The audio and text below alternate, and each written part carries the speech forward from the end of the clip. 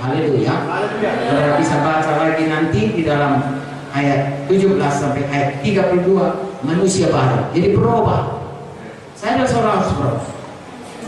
Dari mulai saudara lahir baru, mulai saya lahir baru, sampai kita dipanggil Tuhan, kita harus berubah. Roma 8:9 berkata, makin hari makin menjadi Yesus. Seperti Yesus. Harus berubah. Dan dalam perubahan itu kita makin bersatu. Kita makin dewasa. Kalau anak-anak saudaraku, dia egois. Anak-anak secara rohani pun egois. Makanya saudaraku, Tuhan berkata, jadilah seperti anak-anak di dalam iman. Anak-anak saudaraku, dia nggak peduli, dia percaya kali sama bapaknya. Ya, saya lihat anak-anak saudaraku di kolam renang, kemudian dia direnang, banyak di kolam, apa dia katakan, dia lompatkan ya dirinya. Bapaknya yang sibuk mencari jangan sampai tenggelam si anak. Dia nggak tahu kalau dia bilang, bapak itu tanya dulu bapak, udah siap pak? Kalau udah siap, 1, 2, 3 baru lompat. Dia tidak, saking percayaannya sama bapaknya, kayak mana pun kasih tangga bapakku. Dia hanya cukup berkata, kakak, katanya, dilemparkannya dirinya. Jadi orang tuanya mencari supaya jangan sampai anaknya tenggelam. Mengapa? Dia punya iman. Tetapi saudaraku, kalau secara perkembangan rohani kita anak-anak, firman Tuhan mengatakan jangan tetap tinggal anak-anak. Kenapa? Karena anak itu egois. Kita sebenarnya dilahirkan dalam dosa, mempunyai kodrat, ya suka berdosa karena Adam sudah berdosa, lalu diturunkannya lah sifat itu kepada kita. Nah saudaraku, jangan jadi anak-anak terus, karena anak-anak itu egois. Ya, saudara akan terus egois dalam hidup saudara. Padahal untuk menjaga kesatuan, saudara harus bertumbuh dalam kasih saudara. Supaya gereja itu boleh bertumbuh, semua harus bertumbuh dalam kasih. Haleluya. Semua harus berubah. Apalagi dosa hukum 10, mulai dari jangan ada padamu Allah yang lain. Kemudian mengasihi sesama saudaraku, menghormati orang tua, menghormati pemimpin dalam sidang saudara, mulai dari PKS saudara atau orang yang membawa saudara kepada Tuhan, abang-abang rohani saudara, ya PKS, di sektor, saudara hormati.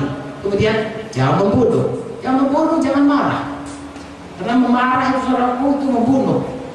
Salah satu Yohanes, jangan marah. Nanti saya bacakan sebentar. Jangan mencuri, jangan berzina, jangan mencuri, jangan berbohong, jangan inginkan pada orang lain. Itu adalah hal-hal yang sebenarnya ya orang dunia pun tidak kuat. Apalagi jangan atur, harus dibuat dan berubah ya menjadi mengasihi dan bertambah-tambah mengasihi. Haleluya. Saudara baca ini saudaraku ayat 22 yang saya bacakan sebentar selalu. Kosannya kamu berhubung dengan kehidupanmu yang dulu harus menanggalkan manusia lama, menebus kebinasaan dan nafsunya menyesatkan. Manusia lama, sifat yang mementingkan diri harus dibuang. Supaya kamu dibaharui dalam roh dan pikiran, baharui dengan firman Tuhan, baharui dengan kepatuhan kepada Roh Kudus. Amin. Dan mengenakan manusia baru yang telah diciptakan menurut kehendak Allah dalam kebenaran dan kekudusan yang sesungguhnya. Berubah menjadi seperti Yesus. Lalu ayat 25 sampai 32 beberapa nasihat dengan baik-baik saya. Karena itu buanglah dusta. Halo. Penyelidikan dalam dunia kekristenan mengatakan 90% orang Kristen masih bohong. Bohong kecil, bohong abu-abu. Tidak boleh ada dalam hidup kita. Ya dia rahasia, tidak dia rahasia. Lebih dari itu berasal dari saudaraku. Lebih bagus saudara katakan hal yang sebenarnya, apapun risikonya, Tuhan akan mengampuni dan Tuhan akan memimpin kita terus pada kedewasaan rohani. Jangan bohong. Haleluya. Sini dikatakan yang pertama sekali dari pembaharuan ini adalah buang dusta. Ya, mudah sekali bohong. Kalau dulu sebelum ikut Tuhan mudah sekali bohong, jangan lagi mau. Karena Tuhan, aku mau berkata ya dia kasih. Tolong aku Roh Kudus.